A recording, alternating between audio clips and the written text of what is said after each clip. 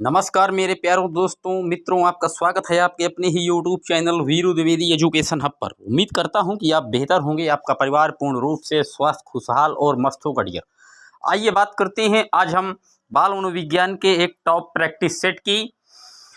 इसमें हम आपको यूपी टेट और सुपर टेट और सी टेट के लिए ये वीडियो एकदम रामबाण साबित होगा, बिल्कुल टॉनिक के जैसे काम करेगा। तो वीडियो को बिल्कुल शिद्दत से अंत तक जरूर देखिएगा और मेरे पॉइंटों को समझने की कोशिश कीजिएगा।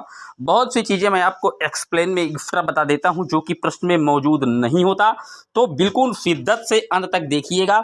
अगर वीडियो आपको अच्छा लगे तो चैनल को झट से सब्सक्राइब कीजिएगा और वीडियो को अपने फ्रेंड सर्किल के साथ शेयर भी कीजिएगा डियर। तो आइए शुरू करते हैं। पहला प्रश्न कह रहा है, भाषा विकास में सहयोग करने का कौन सा तरीका गलत है। यानी कि भाषा को आपको जब डेवलप करना है, ग्रोथ देनी है बालक की, तो इसमें कौन सा तरीका गलत है प्रश्न पूछ रहा है। क्या बच्चों को बिना टोके प्रकरण पर बात करना चाहिए? बिल्कुल सही है।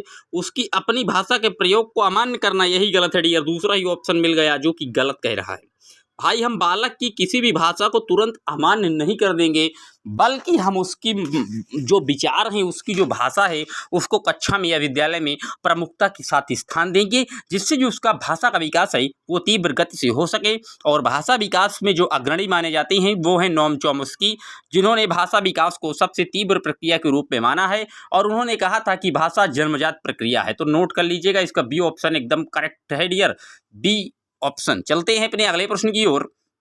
व्याख्या, अनुमान और अथवा नियंत्रण प्राक्कलन के डैश लक्ष्य हैं। क्या पारंपरिक तर्कणा है, आगमनात्मक तर्कणा, निगमनात्मक या वैज्ञानिक पद्धति है? तो व्याख्या, अनुमान करना और उसमें जो है क्या प्रकल्पना करना, यानी कि थिंकिंग एबिलिटी को प्रोड्यूस करना, कल्पना करना किसी भी टॉपिक के बारे में, किसी भी चीज के बारे में, तो ये जो लक्ष्य होते हैं डियर, ये वैज्ञानिक पद्धति के होते हैं। इसका डी ऑप्शन एकदम करेक्ट है डियर। चलते हैं अपने अगले प्रश्न की ओर। प्रवाह, पूर्णता, व्याख्या, मौलिकता और लचीलापन डैश के साथ संबंधित तत्व हैं। क्या प्रतिभा से, गुण से, अपसारी चिंतन या त्वरण से? तो जहां मौलिकता लिखा दिख जाए आपको, मौलिकता का मतलब होता है नया, और नया तभी हो पाएगा जब आप में क्रिएटिविटी, थिंकिंग एबिलिटी प्रोड्यूस होगी, यानी कि अपसारी चिंतन होगा। और अपसारी चिंतन यानी कि क्या, ओपन, मतलब एक तरीके का आप क्या है, ये खुला है, जिसकी कोई लिमिट ना हो सोचने की, इसको हम अपसारी चिंतन भी कहते हैं डियर, जो एक ही खुला प्रकार का चिंतन भी कहलाता है डियर। इसमें हम कुछ ना कुछ नया करने पर ही जोर देते हैं डियर। इसका सी ऑप्शन एकदम करेक्ट है। बात करते हैं अपने अगले प्रश्न की। निम्न में से किस पद्धति का उपयोग करते हुए हकलाने की समस्या से निपटा जा सकता है? क्या परिणामकारी वाक्य से, लंबित वाक्य से, अनुश्रुत वाक्य से या प्रवर्धित वाक्य से? तो बता दें डियर, अगर आप हकला रहे हैं और हकलाने की समस्या बालक में दूर करना चाहते हैं, जो बालक आपकी क्लास में हकला रहा है, तो आप क्या करेंगे, आप प्रवर्धित वाक्य बुलवाएंगे उससे डियर। प्रवर्धित, डी ऑप्शन एकदम करेक्ट है, नोट कर लीजिएगा, प्रवर्धित एकदम राइट होगा डियर। बात करते हैं अपने अगले प्रश्न की। एक बच्चा अपनी मातृभाषा सीख रहा है और दूसरा बच्चा वही भाषा क्या सेकंड भाषा के रूप में सीख रहा है, यानी कि दोनों निम्नलिखित में से कौन से समान प्रकार की त्रुटि कर सकते हैं? अधिकाधिक सामान्यीकरण, सरलीकरण, विकासात्मक या अत्यधिक संशुद्धता? तो एक की तो वो क्या है, मातृभाषा है, और दूसरे की वो मातृभाषा नहीं बल्कि दूसरी भाषा सीख रहा है डियर। जैसे मान लीजिए आपकी मातृभाषा हिंदी है, आप हिंदी ही सीख रहे हैं, और किसी दूसरे की मातृभाषा संस्कृत है और वो हिंदी सीख रहा है। ये प्रश्न कह रहा है तो दोनों में किस प्रकार की त्रुटि कर सकते हैं? तो दोनों में जो त्रुटि हो सकती है डियर, वो विकासात्मक हो सकती है। सी ऑप्शन एकदम करेक्ट है। चिंतन अनिवार्य रूप से क्या है? क्या संज्ञानात्मक गतिविधि है, मनोगतिक है, मनोवैज्ञानिक है या भावात्मक व्यवहार है? तो चिंतन अनिवार्य रूप से संज्ञानात्मक गतिविधि होती है डियर। बिना माइंड के, बिना कंसेप्चुअल ज्ञान के, बिना मस्तिष्क विकास के चिंतन नहीं हो सकता, और चिंतन एक मानसिक प्रक्रिया है। ये जे.एस. रॉस का कथन है, ये भी आप नोट कर लीजिएगा। रॉस ने कहा था कि चिंतन क्या एक मानसिक प्रक्रिया का पहलू है डियर। ए ऑप्शन एकदम करेक्ट है। बात करते हैं अपने अगले प्रश्न की। दिए गए वाक्य को पूरा करने के लिए निम्नलिखित में से कौन सा युग्म सर्वाधिक उचित विकल्प होगा? जब बच्चे उन गतिविधियों में शामिल होते हैं जो डैश होती है, तब वो जल्दी डैश करते हैं। तो किन जो वास्तविक जीवन में उपयोगी होंगी, उन्हीं को वो जल्दी सीख पाएगा। जो उसके जीवन से क्या रिलेट होंगी उसी चीज़ों को तो वो जल्दी सीख पाएगा। तो सी ऑप्शन एकदम करेक्ट है। तभी हमारा एनसीएफ भी कहता है कि बालक को कैसे शिक्षा दी जाइए, तो उसके दैनिक जीवन से जोड़ते हुए उसे शिक्षा मुहैया कराना है डियर। इसको सी ऑप्शन एकदम करेक्ट है। आशा करता हूं कि प्रश्नों का लेवल आपको अच्छा लग रहा होगा और मेरे समझाने के तरीके से आप पूर्ण रूप से संतुष्ट होंगे। अगर आप संतुष्ट हैं तो चैनल को सब्सक्राइब कीजिएगा और वीडियो को लाइक जरूर करिए। आइए चलते हैं अपने अगले प्रश्न की ओर। इरफान खिलौनों को तोड़ता है और उसके पुर्जों को देखने के लिए उन्हें अलग अलग कर देता है। आप क्या करेंगे? इरफान एक बालक है और वो क्या करता है, खिलौने जब पाया तो उसको तोड़कर जो है उसके एक एक पुर्जे अलग कर देता है। तो आप क्या करेंगे? तो इरफान को जो जिज्ञासु स्वभाव है डियर उसको प्रोत्साहित करेंगे और उसकी जो ऊर्जा है वो सही दिशा में संचारित कर देंगे। ए ऑप्शन एकदम करेक्ट है, एकदम करेक्ट है। बालक क्या है? एक जिज्ञासु प्राणी है और ये जीन पियाजे जी का कथन है डियर। बात करते हैं अगले प्रश्न की। यदि एक विद्यार्थी विद्यालय में लगातार निम्नतम श्रेणी प्राप्त करता है तो अभिभावक को उसकी सहायता हेतु परामर्श दिया जा सकता है। क्या अभिभावक की सहायता आप कैसे करेंगे, परामर्श कैसे देंगे अगर बालक बार बार फेल हो रहा है या कम अच्छा कर रहा है? क्या वह अध्यापक की घनिष्ठ संगति में कार्य करें, मोबाइल फोन, चलचित्र, कॉमिक्स खेलने हेतु अतिरिक्त क्रियाकलापों पर रोक लगा दे, जो भली भांति शिक्षा नहीं ले पाए उनकी जीवन संबंधी कठिनाइयों का वर्णन करें, या घर पर उसको परिश्रम पूर्वक कार्य करने पर बल दें। तो डियर वो निम्नतर श्रेणी प्राप्त कर रहा है तो अध्यापक की घनिष्ठ संगत में कार्य करे तो वो सही हो जाएगा। जब टीचर के साथ वो ज़्यादा देर तक समय बिताने लगेगा तो उसकी जो बुराइयां हैं, जो गलत एटीट्यूड है, मतलब जिस वजह से वो निम्न श्रेणी प्राप्त कर रहा है, धीरे धीरे उनका उपचार हो जाएगा और निदानात्मक और उपचारात्मक के माध्यम से वो बालक एकदम प्रतिभाशाली हो जाएगा। इसका ए ऑप्शन एकदम बेटर है डियर। चलते हैं अपने अगले प्रश्न की ओर। उच्च प्राथमिक स्तर पर शिक्षक को क्रियात्मक शोध का ज्ञान होना चाहिए, क्योंकि वो क्रियात्मक शोध का जो ज्ञान होगा इसके माध्यम से बच्चों की समस्याओं की पहचान कर सुधार करने का कौशल विकसित कर पाएंगे, अपना स्वयं का विकास करेंगे, बच्चों को प्रभावी ढंग से पढ़ा पाएंगे या शोध करने का कौशल विकसित कर पाएंगे। तो एक्शन रिसर्च ये क्रियात्मक शोध है और इसके माध्यम से बच्चों की समस्या का पहचान कर सुधार करने का कौशल विकसित कर पाएंगे। अगर पूछ लेता कि क्रियात्मक अनुसंधान की बात किसने की है तो स्टीफन एम कोरे ने सबसे पहले क्रियात्मक अनुसंधान की बात की थी। स्टीफन एम कोरे का नाम आप भी नोट कर लीजिएगा, पूछा जाता है एग्जाम में। आइए बात करते हैं अपने अगले प्रश्न की। कक्षा परीक्षणों में अच्छा प्रदर्शन करने में एक बच्चे की असफलता हमें इस विश्वास की तरफ ले जाती है कि, तो कक्षा परीक्षा में अच्छा प्रदर्शन करने में एक बच्चे की असफलता हमें क्या ले जाएगी? एक बच्चे की असफलता है डियर, तो क्या करेंगे? क्या आकलन वस्तुनिष्ठ है तथा असफलताओं को स्पष्ट रूप से पहचानने के लिए इसका प्रयोग किया जा सकता है। बच्चे कुछ निश्चित सक्षमताओं और कमियों के साथ पैदा होते हैं। पाठ्यक्रम शिक्षा पद्धति आकलन प्रतिक्रियाओं पर विचार करने की आवश्यकता है, या कुछ बच्चों को अनुत्तीर्ण तो होना ही है चाहे जितना आप व्यवस्था सही कर लीजिए। तो डियर बालक अगर फेल हो रहा है या तो आप पाठ्यक्रम शिक्षण पद्धति आकलन प्रक्रियाओं पर विचार करने की आवश्यकता है कि हमारे में कमी कहाँ रह गई पढ़ाने में, आखिर वो बच्चा उत्तीर्ण क्यों ना हो पाया। जैसे मैं ही आपको पढ़ा रहा हूँ और आपका अगर टेट सीटेट नहीं निकल रहा है इस बार, तो इसमें मुझे विचार करने की प्रक्रिया है कि मैंने कॉन्सेप्ट को कैसे अच्छे तरीके से नहीं समझा पाया, कि बालक ने मेरे वीडियो को अच्छे शिद्दत से देखे लेकिन उनका टेट नहीं निकला डियर, तो इसमें मेरी कमी होगी, इसलिए इसका सी ऑप्शन एकदम करेक्ट है डियर। आइए चलते हैं अपने अगले प्रश्न की ओर। क्रियात्मक अनुसंधान का उद्देश्य है नवीन ज्ञान का खोज, शैक्षिक परिस्थितियों में व्यवहार विज्ञान का विकास या विद्यालय तथा कक्षा की शैक्षिक कार्यप्रणाली में सुधार लाना। तो ये तीनों ही चीजें क्रियात्मक अनुसंधान का उद्देश्य होती हैं डियर, और इसका डी ऑप्शन एकदम करेक्ट है। जब तीनों ही सही है तो डी एकदम करेक्ट होगा। जब बच्चा फेल होता है तो इसका तात्पर्य है कि अभी आपको बता चुका हूं, जब बच्चा फेल हो रहा है तो क्या पूरी व्यवस्था ही फेल हो गई विद्यालय की। आपने सही तरीके से उस चीज़ों को समझाया नहीं, सही तरीके से टॉपिक को कोरिलेट करके उसके दैनिक जीवन से पढ़ाया नहीं, इसीलिए बालक फेल हो गया है और इसलिए व्यवस्था आपकी फेल है। आप अपनी व्यवस्था को सुचारू रूप से संचालित करने के लिए सही उचित मार्गदर्शन और रणनीति के साथ विद्यालय में आइए और व्यवस्था को सही रूप से संचालित कीजिए। तो इसका सी ऑप्शन एकदम करेक्ट है डियर। बच्चों में सीखने और सुनने के लिए अधिगम योग्य वातावरण के लिए निम्नलिखित में से कौन उपयुक्त है? शिक्षार्थी को कुछ या छूट देना कि क्या सीखना है, एक लंबे समय के लिए निष्क्रिय रूप में निरंतर कार्य देते रहना, या सीखने वाले द्वारा व्यक्तिगत कार्य रचना।